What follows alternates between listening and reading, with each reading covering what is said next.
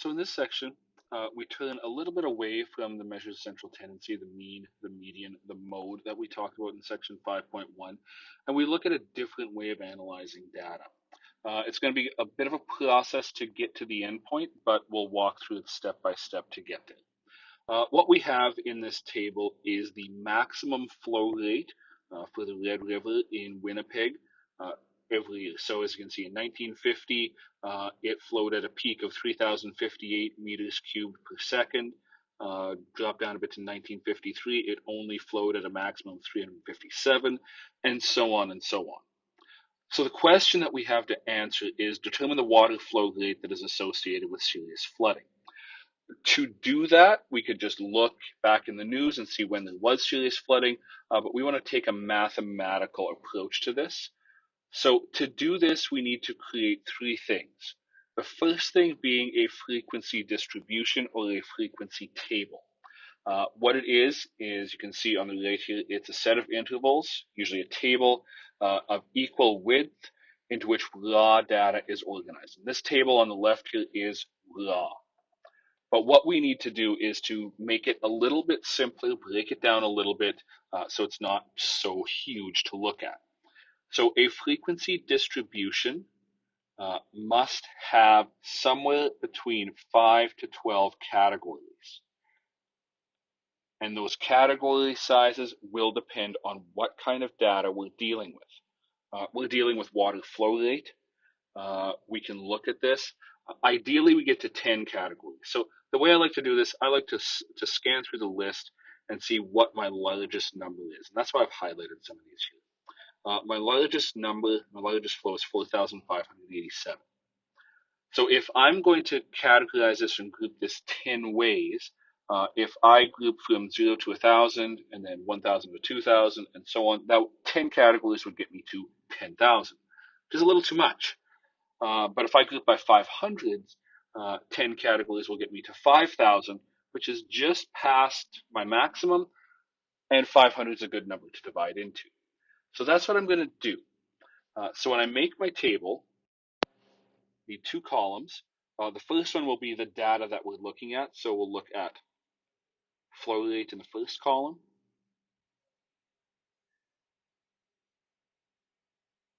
And the second column is always the frequency. And the frequency is just how many times that flow rate shows up in that category.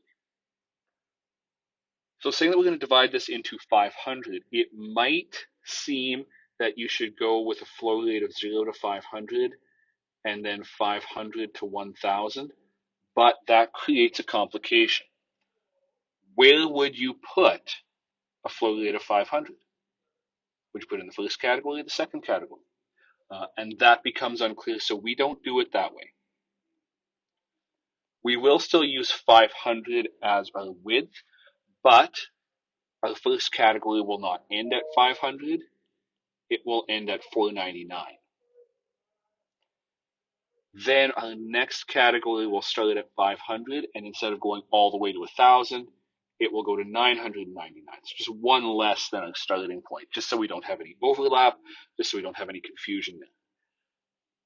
Next category, 1,000 to 1,499, and so on, and so on. I'm just going to fill in the categories here.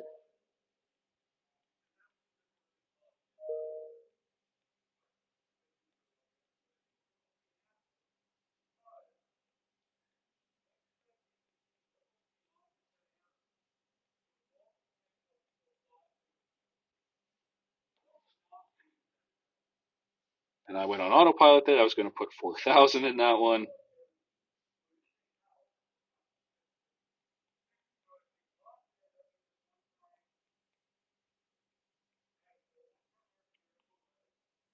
Now, if you don't have all these categories written down yet, please pause the video now, get them all down, and then come back when you do, because the next part will be counting through this list.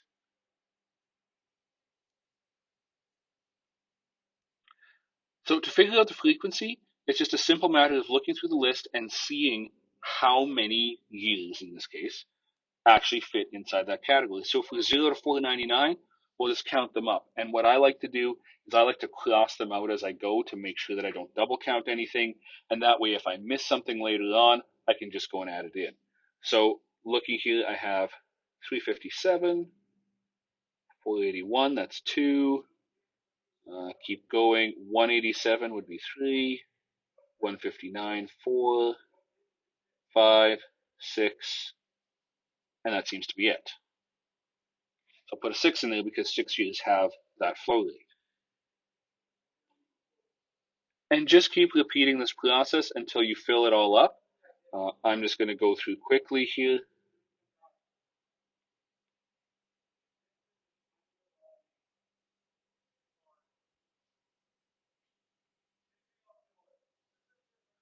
I get 11 between 500 and 999.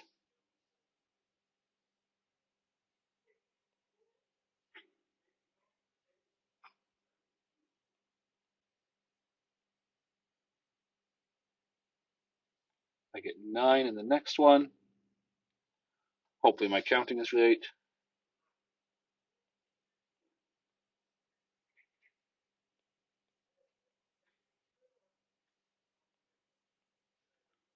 $14 here.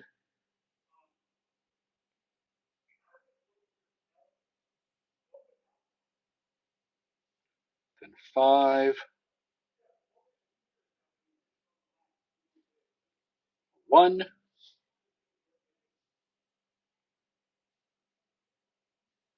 3. Zeros in the next ones.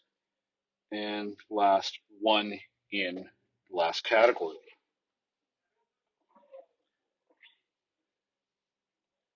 Now, if you want to double check to make sure that you actually got the correct number of items, take your frequencies and add them up. So 6, 11, 9, and so on. Should add all those up. When you do that, adds all up to 50 in the frequency column, and from 1950 to 1999 would be 50 years. So we did match up. We did get everything counted. This is the frequency distribution done. This will get used to make the next two things. A histogram is just the proper mathematical name for a bar graph.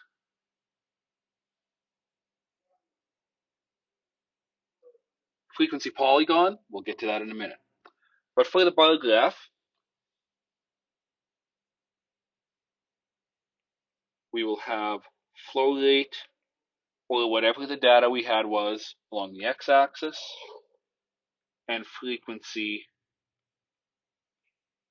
will be on the y-axis.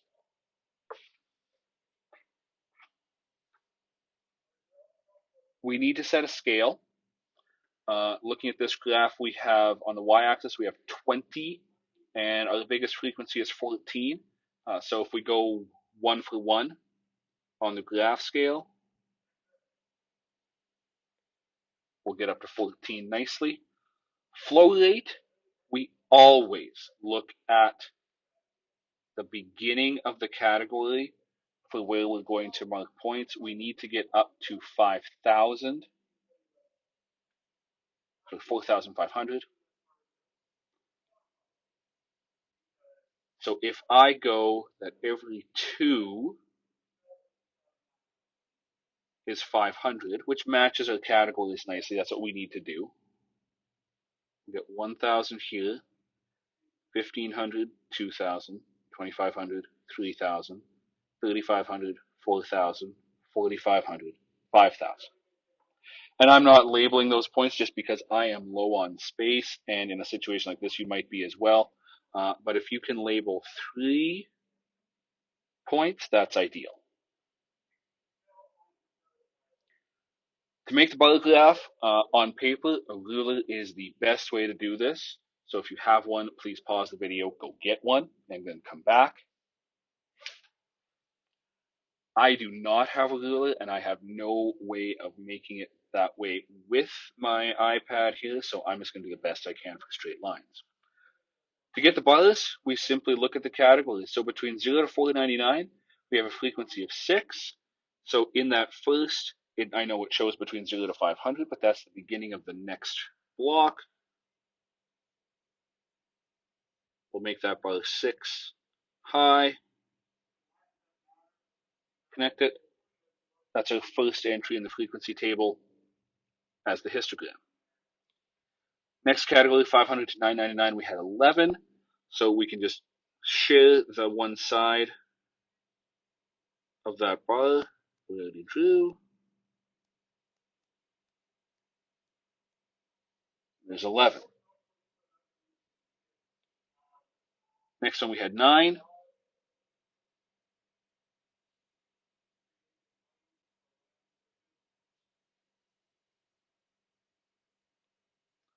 Then 14.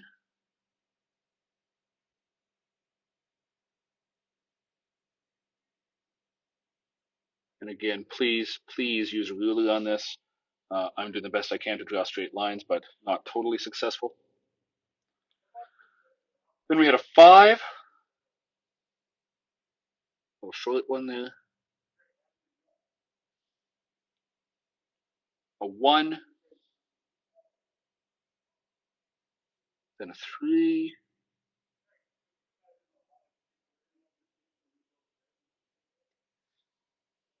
And we get a little bit of a complication at the end here with these two categories that have 0.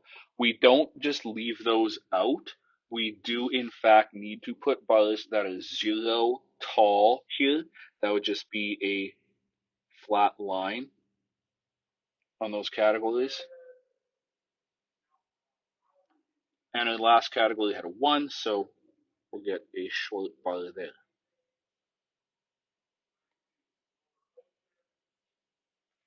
That is the histogram completed. As for the frequency polygon, the graph of a frequency polygon is produced by joining the midpoints, the middles, of the intervals, the bars, using straight lines. So we will take and join essentially into triangles the midpoints of each interval on the histogram. It's literally drawn on top of the histogram. So I will take, I'm doing it in red so you can see the difference, the midpoint of first one, join it to the midpoint of the second one. It really helps a lot with this. Do the same thing going to the next one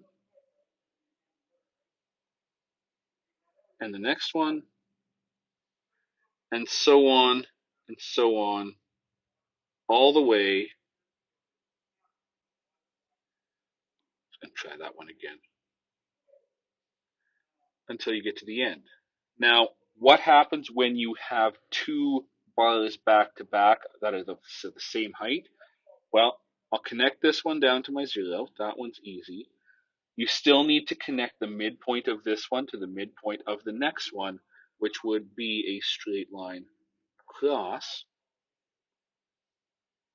and then connect it to the last one.